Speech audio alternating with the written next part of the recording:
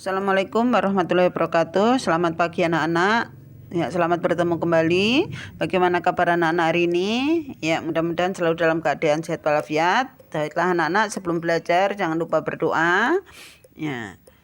Baiklah, pagi ini kita bertemu kembali di tema baru yaitu tema 5, pahlawanku, subtema 1, perjuangan para pahlawan, pembelajaran yang pertama. Anak-anak, tahukah kamu apa yang dimaksud dengan pahlawan? Ya. Perhatikan gambar berikut ya. Gambar nomor 1, apa yang dilakukan oleh gambar anak-anak pada gambar di atas? Ya, gambar pertama adalah gambar anak yang sedang menjenguk temannya yang sedang sakit. Gambar kedua, ya anak-anak sedang bekerja sama melakukan pengamatan. Gambar ketiga, ya anak-anak yang sedang membantu temannya merapikan buku-bukunya. Anak-anak hebat ya, menolong orang lain dengan ikhlas, berani dan gigih merupakan sikap yang dimiliki oleh para pahlawan. Ya, untuk menghargai jasa mereka, kalian dapat meneladani sikap kepahlawanannya dalam kehidupan kalian sehari-hari. Nah, untuk itu mari kita baca teks yang berjudul Raja Purnawarman Panji Segala Panji. Kalau yang ada di buku temanya silakan baca buku tema 5 ya, buku baru buku tema 5 di pembelajaran yang ke-1. Kalau nggak punya buku ya silakan baca di PowerPoint ini ya. Nah, setelah kalian baca, kita akan mendapatkan informasi, yaitu apa ya informasi yang kita dapatkan dari bacaan tersebut. Ya, yang pertama yaitu perjuangan yang dilakukan oleh Raja Purnawarman, yaitu memperbaiki aliran Sungai Gangga di daerah Cirebon. Kedua, memperindah aliran Sungai Cupu sehingga air bisa mengalir ke seluruh kerajaan. Yang ketiga, Raja Purnawarman selalu berjuang untuk rakyatnya hingga rakyatnya merasa aman dan sejahtera. Yang keempat, Raja Purnawarman berani memimpin Angkatan Laut Kerajaan Tarumanegara untuk memerangi bajak laut. Ya, sikap kepahlawan yang dimiliki oleh Raja Purnawarman yaitu ya berani dan pantang menyerah memberantas kejahatan untuk keamanan dan kesejahteraan rakyatnya. Ya, dampak perjuangan yang dilakukan oleh Raja Purnawarman bagi rakyat Tarumanegara adalah lahan pertanian mereka mendapatkan aliran air sehingga menjadi subur dan rakyat tidak menderita kekeringan pada musim kemarau. Selain itu, keadaan rakyat pun menjadi aman karena para perompak telah dikalahkan. Rakyat di Kerajaan Tarumanegara hidup aman dan sejahtera. Anak-anak hebat, tugasnya ceritakan kembali si teks informasi isi bacaan tadi berdasarkan informasi yang kalian peroleh dalam bentuk tulisan, dan ingat tulisannya harus runtut peristiwa yang ada secara runtut dan menggunakan ejaan yang benar. Anak-anak hebat, di Indonesia banyak sekali kerajaan-kerajaan ya. Tadi sudah dibaca ada kerajaan Tarumanegara di Jawa Barat. Yang ini selain itu ada kerajaan Majapahit, ada kerajaan Sriwijaya, ada kerajaan Aceh, ada juga kerajaan Goa dan Talo. Mari kita bahas satu persatu, yaitu mulai dari Kerajaan Kutai. Kerajaan Kutai merupakan kerajaan Hindu tertua di Indonesia. Ya, bukti peninggalan kerajaan adalah 7 prasasti berbentuk yupa atau tiang batu yang ditemukan di daerah Kutai, Kalimantan Timur. Ya, kalau kita lihat di daerah Muara Kaman ya. Pada yupa tertulis silsilah raja kerajaan Kutai. Yang pertama yaitu Raja Kunduga, raja pertama atau raja pendiri kerajaan Kutai. Terus dilanjutkan Raja Aswawarman dan dilanjutkan anaknya yaitu Raja Mulawarman yang mencapai keemasan puncak kejayaannya pada masa pemerintahan Raja Mulawarman. Berikutnya Kerajaan Tarumanegara. Kerajaan Tarumanegara merupakan kerajaan Hindu pertama di Pulau Jawa, terletak di daerah Jawa Barat.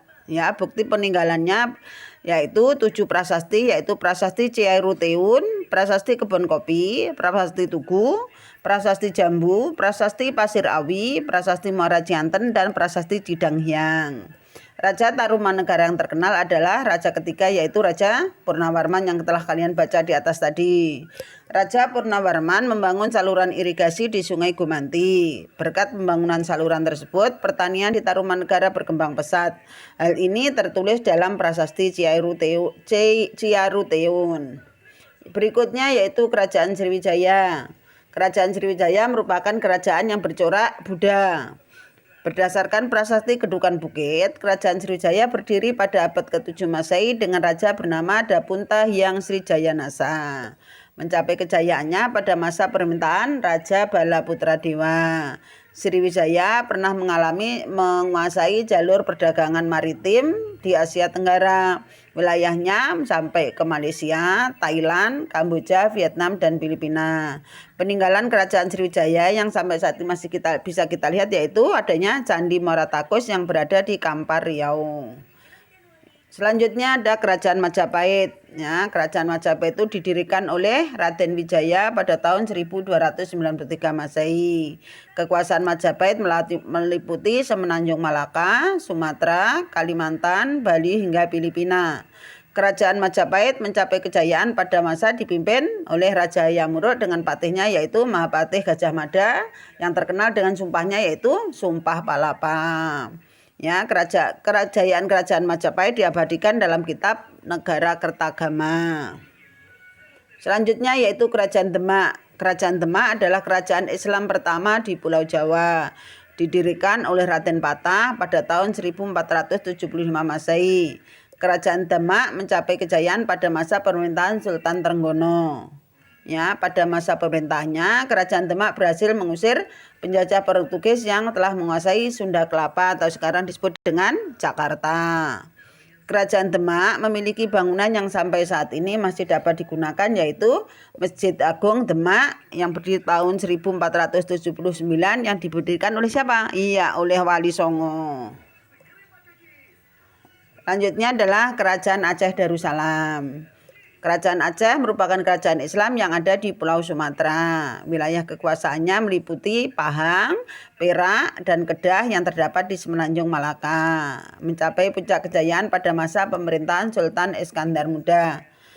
Sama dengan Kerajaan Demak, Kerajaan Aceh juga mempunyai peninggalan yang sampai saat ini masih bisa dipergunakan yaitu Masjid Raya Baitur Rahman Aceh. Bahkan masjid ini tidak hancur ketika diterjang oleh tsunami pada tahun 2006.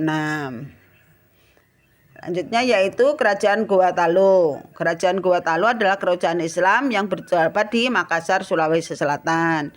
Didirikan oleh Tumanurung pada tahun 1300 Masehi. Raja Goa yang terkenal yaitu Sultan Hasanuddin yang mendapat julukan ayam jantan dari timur karena keberaniannya mengusir Portugis di Kerajaan Goa. Peninggalannya yang sampai sekarang masih tidak kokoh yaitu Benteng Fort Rotterdam. Anak-anak Ibat, ya, tugasnya tuliskan 7 kerajaan yang pernah ada di Indonesia yang kita bahas tadi, beserta nama raja yang terkenal dan peninggalan dari kerajaan tersebut. Anak-anak Ibat, Dayu sangat kagum dengan perjuangan Raja Purnawarman. Banyak yang telah dilakukan untuk rakyatnya. Sambil duduk di tepi kolam yang jernih airnya, Dayu masih memikirkan jasa-jasa Raja Purnawarman, terutama pembangunan saluran air. Ia berpikir, pasti saluran tersebut sangat bermanfaat bagi masyarakat saat itu. Dayu terus berpikir sambil memandangi wajahnya yang terpantul di kolam. Tahukah kalian mengapa Dayu bisa melihat dirinya dari air kolam? Ya. Ternyata air kolam memantulkan cahaya. Mari kita pelajari sifat-sifat cahaya di berikut. Ya, sifat-sifat cahaya yaitu 1, cahaya merambat lurus. Ya, cahaya itu buktinya kalau anak-anak pernah menyenterkan lihat